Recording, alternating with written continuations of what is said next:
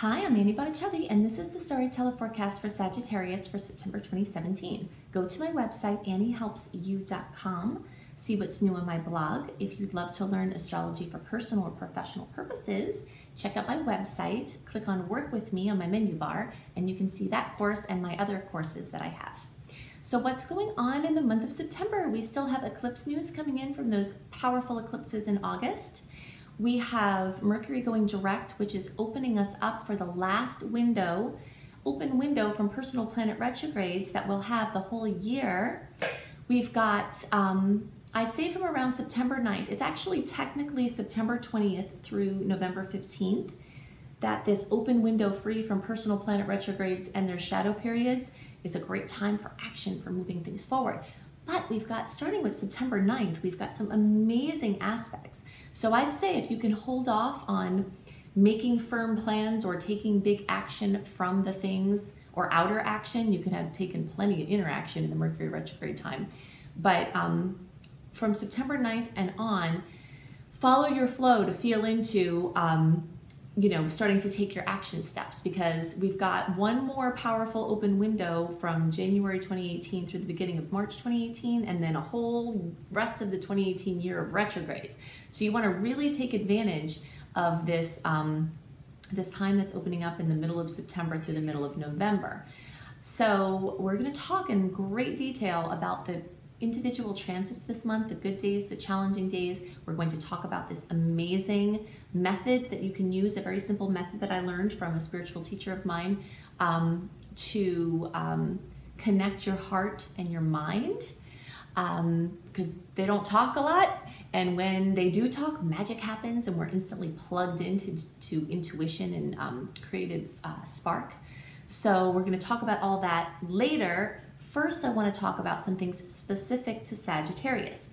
So we start out the month with the Sizzle Fest continuing, because all of these planets in Leo just spark our Sag planets like crazy. So the more Sag planets you have, the more you're lit up at the time of year when the planets get into Leo. And this will, this usually starts in July.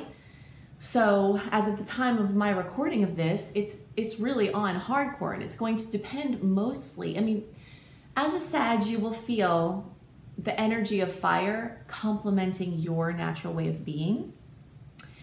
But the more planets you have in Sag, the more you're going to feel this. Because what happens when planets move into move into Leo, is that they trine our Sag planets. I'm a Sag too, and I have 9 placements in Sag. So in the times when planets are in Leo, I'm like lit up like the 4th of July for an extended period of time, because every Leo planet comes and makes a 120-degree angle to all of my Sag placements. And so depending on how many Sag placements you're having the same thing happen.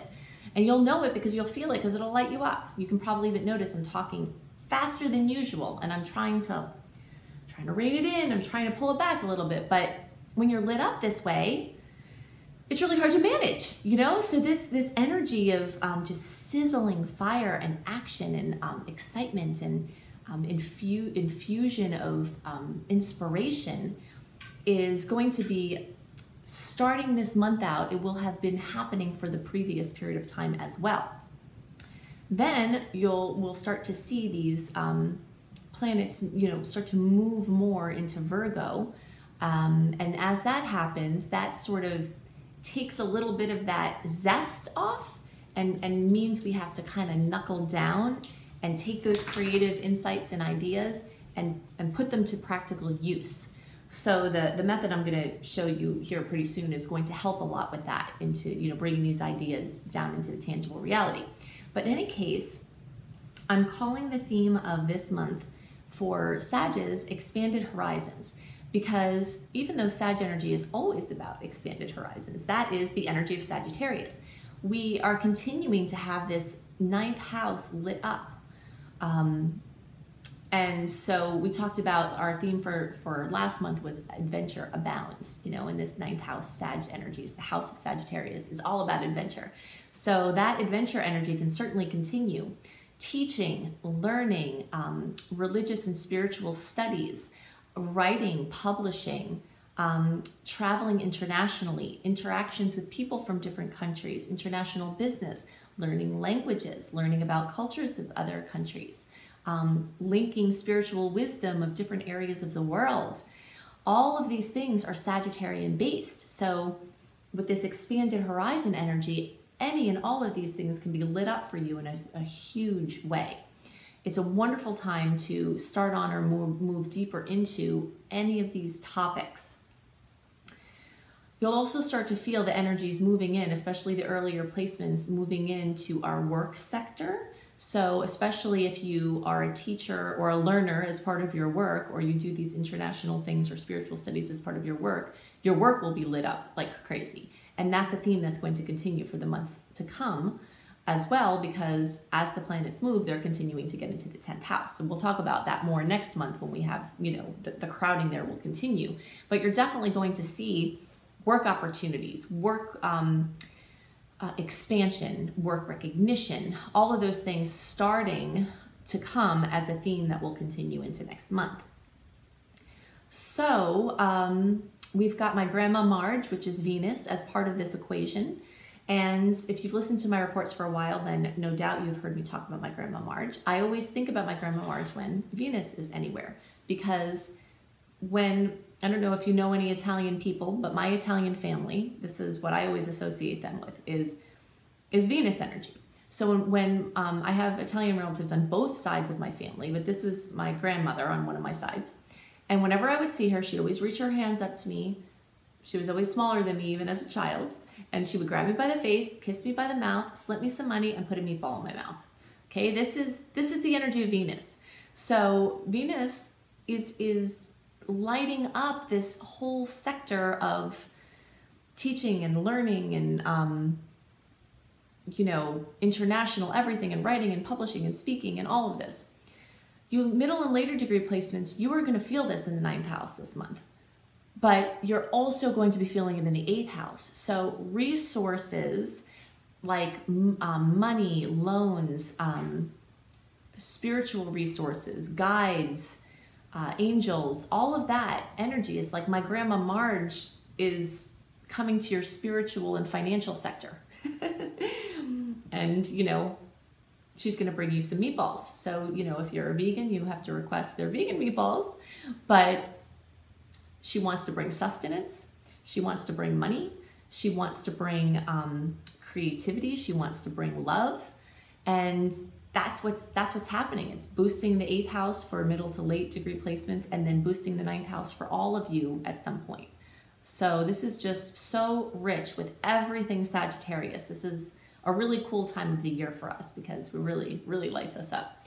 So these are some things that are specifically on my mind for Sag for this month. Now I want to go into more details about the dates to watch out for, the challenging dates, the good dates that I love for launching and doing things. I want to talk about this method that a spiritual teacher of mine passed along, and I'll talk about where I got that from and what it is, how you can connect your heart and your mind in a couple of very simple steps and create more magic in your life, more and more and more magic in your life.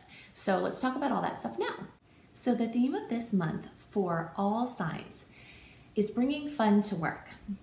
At this time of year, we start reining in that summer schedule. For my friends down under, maybe you're starting to think about opening things up for spring cleaning, whatever that looks like from the change in temperature perspective or the change in routine perspective, like going back to school. We often don't think about the astrological basis behind our tendency to get on task at this time of the year. But there is an astrological basis to it, as there is with many things that astrology doesn't get credit for. At this time of the year, personal planets start moving into the sign of Virgo, and from Leo. So Leo is this creative, fun energy, and Virgo is very much on task. It's very much about duties. It's very much about organization and structure. So this year we've got quite a bit of Leo hangover into September, which means that it's going to be a little bit harder to get back on task. You'll find that you'll want that flexible, creative expression energy to drip a little bit further. So my recommendation for this is to bring that creative and fun energy into your duties. And this is a wonderful recommendation for people following, on a spiritual journey anyway, trying to make their lives better and improve their circumstances, bringing fun to work. But astrologically, it's a very wise principle to employ this month. So any way that you can figure out ways to better enjoy work, spruce up your workspace, bring more fun, creativity, flexibility to your organized routine, that's all going to be very well served by the astrological placements. We have a lot of other things to talk about this month regarding energy still coming in from the eclipses, Mercury going direct, some amazing dates for launches and pushing things forward. But before we get into that, I want to give you a very quick tutorial on something that came to me through Greg Braden. Greg Braden is one of my favorite people in the world. He is amazing, doing amazing things in the world. And he has this wonderful show on Gaiam TV, G-A-I-A-M TV, probably.com, but you can look for it online, where they have spiritual movies and documentaries and high vibrational information.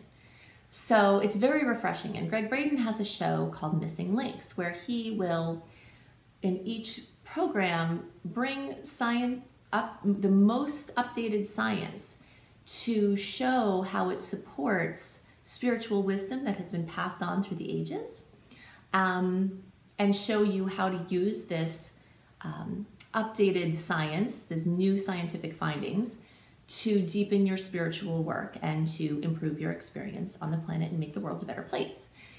So something that he recommended that I want to do this quick tutorial on, because it's relevant to this bringing fun to work. You know, when we talk about being more creative or bringing more creative spark to something that is very, logical and mundane, sometimes there's a disconnect there. So we can say that the logical energy will represent the mind and the creative spirit will represent the heart. So when the heart and the mind and the heart are not talking, then it's very difficult to bridge that divide. So he explains that when we can create gamma waves in our brain, that links up the heart and the mind so that we can be naturally in tune to intuition, to creative wisdom, and self-healing, and overall create a better world for ourselves and everyone else. So the way that he says to do this in 3 quick steps is, the first is to touch your heart by actually touching your heart space, your heart chakra. You can start a connection, a conscious connection with the heart. Then if you slow your breathing down to 5 seconds of the intake, so 5 counts breathing in and 5 counts breathing out. And then the third step is to think about something you're grateful for. Now, usually that thing will make you smile, even if it's just on the inside, but sometimes you'll find yourself actually smiling. He recommends doing this for at least 3 minutes, but I notice a huge difference just doing it for a short period of time. So if you are trying to blend these parts of your life, bringing fun to work, or anything else where you need to have heart and mind coordination, then follow those 3 steps and do that as often as possible, and it will start to bring you into a more heart-centered experience, which is what the world really needs. Okay, so now let's talk about Mercury going direct. On September 5th, Mercury goes direct, and that means that this planet of communication and transportation will start to adjust its course to be more coherent. When Mercury is in retrograde, we have slowdowns with communication mishaps, devices going haywire, transportation and travel plans shifting. Mercury retrograde can be a very good time to travel. It's a misconception that it's not a good time to travel. It's just you have to do extra work to make things flow sometimes if you're not tuned in. Like if you're trying to schedule too much, often plans will change. So you can check out my Mercury retrograde video if you search for Annie Botticelli Mercury retrograde to see all about how to navigate in the Mercury retrograde energies. But for now, we just want to know that on September 5th, it goes direct. It often takes at least 2 to 3 days before things get regulated. So sometimes you'll have your action list. If you've learned to wait on big action steps until Mercury's direct, you'll be chomping at the bit and say, okay, it's September 5th, I'm going to start doing everything. And that's not recommended, because it's like when you slow down to make a U-turn, you have to slow down. This is like a planet changing directions, has the same energy. You have to slow down and then wait to see if other traffic is coming, you know, and then get back up to speed. So there's awkwardness in that time where you stop before you start moving again. And that's the equivalent of this September 5th time. So I would give it a few days before you start trying to move forward. I really like September 12th, even though we're not technically out of the post-retrograde shadow period then. We've got some amazing dates. We've got the 12th, I think the 13th, hold on. No, not the 13th. The 12th, the 15th, and the 17th and 18th are my favorite days of the month for doing things. It's not till September 20th that Mercury retrograde post-shadow period completely clears, but there's so much wonderful energy. And as usual, whenever I give you dates, you want to feel around them, because there's often a challenging transit right next to an awesome transit, and it's going to show up differently for each individual. So you have to tune in and feel when that pocket is on and jump on that pocket for your action steps. So you're still going to have news and information and a continuum moving along from the August eclipses. We can get news from the eclipses 4 to 6 weeks after the eclipses. And since we're in this, period of time between 2017 and 2019 of the Aquarius Leo eclipse polarity, you can have movement at any time during this time. So things have been set into motion and they're going to continue. But sometimes people will go through a month where there's eclipses and they won't even get any news or anything notable. But the month after, then boom, that's when the news comes. So we want to be on standby still, that all of September, even a little bit into October, you could still be having news, information, opportunities, things that need your attention that are coming from those August eclipses. So I'm going to give you a few more dates and some information about some transits to be aware of this month. And know that if you go to my website, anniehelpsyou.com, and you sign up for my free email newsletter, the same way as I put these horoscopes out a month early, I send a written version of the general transits, not for each sign, but for the general transits. I put that out a month early in a written version to my newsletter list. So if you're interested in receiving that, you can sign up for that at anniehelpsyou.com. If you've already signed up for it and you're not receiving my emails, they're probably in spam, social, events, promotions, because I send them out every month like clockwork, a month before. So if you're not getting them, then connect with me through my website to figure out why, because I'm definitely sending them. Okay, so some great dates, and remember you can feel the effects of planetary transits before or after these dates, but I want to give you a little summary of when some sweet aspects are occurring. The 2nd, the 3rd, the 6th, the 9th, the 12th, the 15th, 16th, 17th, 18th, 19th, 20th, and 22nd. Some heavier aspects or challenges, opportunities in the form of challenges, may come up around September 4th, 5th, 6th, 13th, 16th, 19th, 20th, 24th, 25th, 27th, 28th, and 29th. Now you might notice that while some of those dates are different, there are some that are the same. So there could be a challenging aspect on one day, and there could be a great aspect on that same day. That's why it's so important for you to tune in.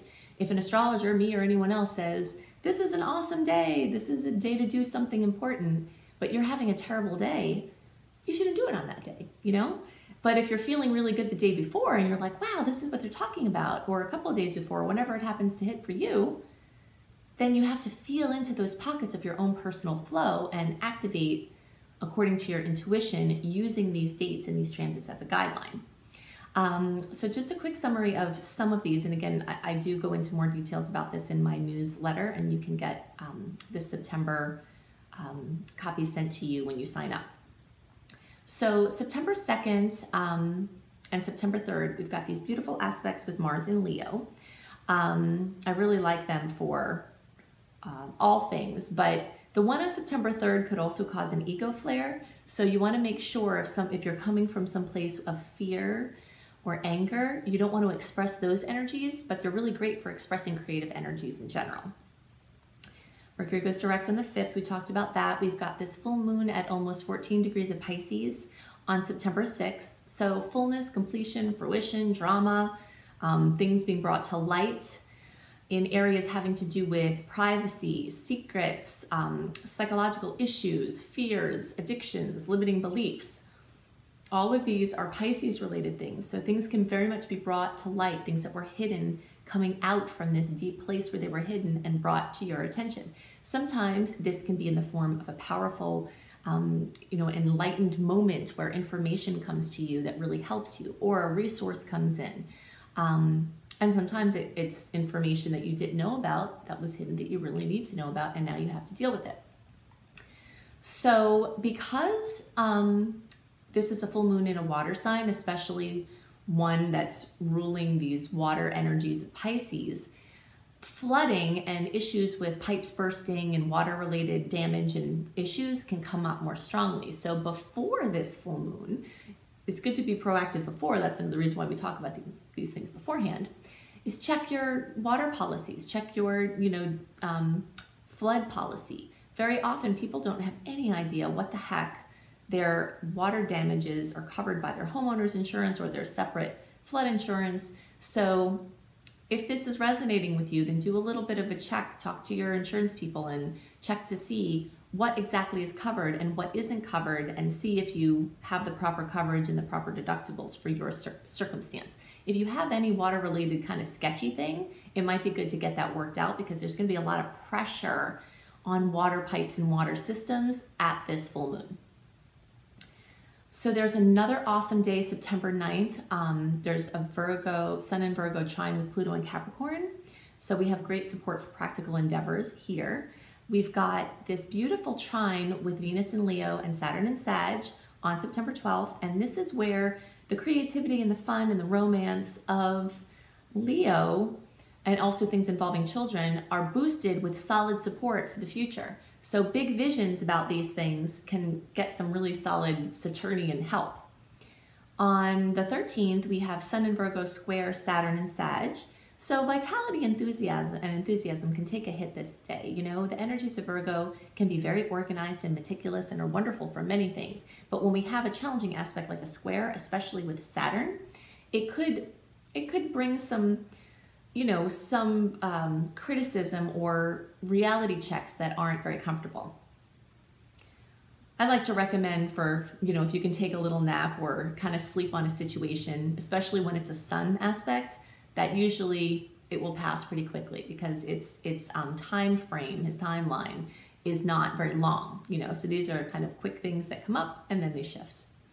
Venus in Leo makes a great aspect with Jupiter in Libra on September 15th, and this can be great news for love and money and fun and creativity and children-related things. Jupiter rules expansion and good luck, and so anytime you have beautiful aspects between the love, beauty, money planet and the expansion and good luck planet, there's definitely some great potentials there. On the 16th, we've got Mercury in Virgo conjunct Mars in Virgo. So this is a great time to put talk into action. We've got, energy for advancement, just like we talked about before. Even though the Mercury post-retrograde shadow period runs until September 20th, there are a lot of dates in here that are really good for doing something and moving forward, and this is one of them, September 16th. Or the days around there, you have to tune in and feel. September 17th through the 18th, Venus in Leo trines Uranus in Aries. And this is a magical time, often bringing in wonderful surprises. Now, when we talk about positive or negative potentials with planets, we have to remember that we can only have from the planetary transits an experience of what we are a reflection of inside. Okay, so that means if you have a story, a limiting belief within you that says you can't have a good relationship or you can't have good money circumstances, then when an aspect like this comes along that is all about good relationship and money energies, you could block it, you know? So this is one of the things I've heard people say over time, that sometimes people come to the conclusion that astrology doesn't work or isn't real. And of course, we know scientifically and culturally, every culture with written history has used astrology. So we know it's not that astrology is wrong. It's a matter of the holographic reality where we cannot have an experience of something that isn't true for us on the inside. So if you hear all of these good energetic potentials, astrologers talking about good energetic potentials, and you're not getting them, then that means you've got some inner work to do to make yourself a vibrational match for those things. So if you're an energetic match, this transit could bring in amazing romance, finances, and creativity potentials. It's very, very sizzling, especially because we've got 2 fire energies. So it's a very sizzling potential. September 19th through the 20th, we've got the new moon at 27 degrees of Virgo. Now, of course, you're asking, how is the new moon on 2 days? It's not. It just depends what time zone you're in. That's why we say the 19th through the 20th. So depending on where you are, that date could be different. So you always want to check to see the exact new moon energy time and figure it out for your location to see the exact day that this occurs. So the new moon at 27 degrees of Virgo opens new chapters for health, your daily routine, office dynamics. And if you're self-employed, your self-employed workflow or your business, pets, anything having to do with medical diagnostics, diet regimens, anything like that. New chapters opening there. This new moon is also trine Pluto in Capricorn, which brings support from powerful resources, either of a mystical, familial, or financial origin. And it's also square Saturn in Sag, which brings a hurdle that you have to get through to utilize the energies. And then it's opposing Chiron, which brings opportunities to train your inner hero. We always talk about Chiron as this wounded healer. That's one of the best known descriptions of Chiron in astrology, is that he's a wounded healer. Chiron was, in mythology, was a gentle centaur. And he had a wound, and there was, that's where we get that from. There's obviously a lot of story behind it. But one of the other aspects, lesser known aspects of Chiron, is that he was a trainer of heroes. So many of the heroes of that time were actually trained by Chiron. And so I see Chiron, when it shows up in a chart, here it's in a challenging aspect, but we always have opportunities from challenging aspects. It's showing us where our weaknesses are so that we can strengthen them so that our inner hero can come out more.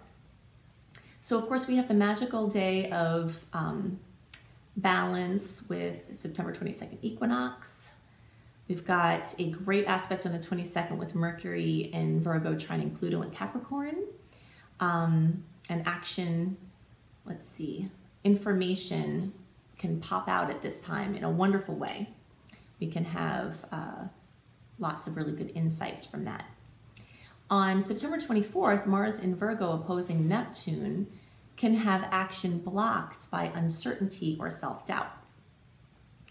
Now on the 25th, we have Mercury in Virgo square Saturn in Sag. So some disconcerting news is likely now, and self-esteem could be affected by a reality check or a harsh person or a situation.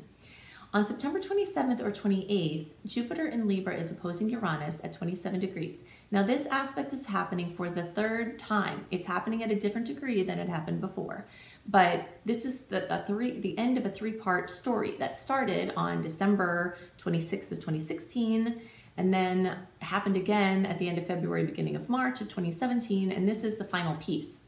So this aspect can bring a sustained rebellion against something that seems to be holding you down. Often we feel something from outside of us as holding us down, or there might be a very good story about how this person or this system is holding us down. But really, in the holographic reality, we only ever hold ourselves down. So this transit can be really good for taking external actions to break free, but unless you're also taking internal actions, the enslavement starts in the mind. So if you don't free your mind, then you're not going to really be able to properly get out of this, especially in the way that is the potential.